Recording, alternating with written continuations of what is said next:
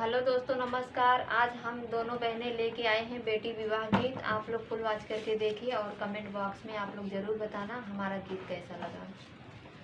बेटी के बाबा हो आसधाना सेठिया रे आसधाना सेठिया की बैगा भार रुपिया लुटाई रे लाला नावा की बैगा भार रुपिया लुटाई रे लाला नावा।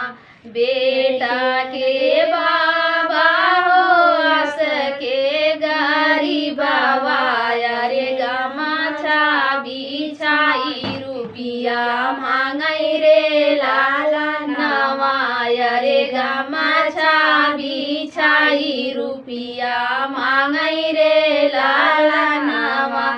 बेटी के चाचा हो आसधाना सेठिया रे आसधाना सेठिया की सोनावा कई थार चढ़ावई रे लाला नावा रे सोनावा कई थार चढ़ावई रे लाला नावा।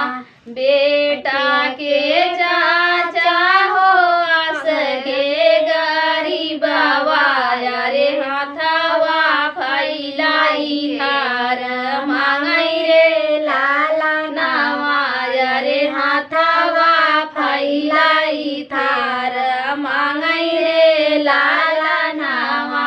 बेटी के भैया हो आसधाना सेठिया रे आसधाना सेठिया की बहनी कई बुलटिया चढ़ावई रे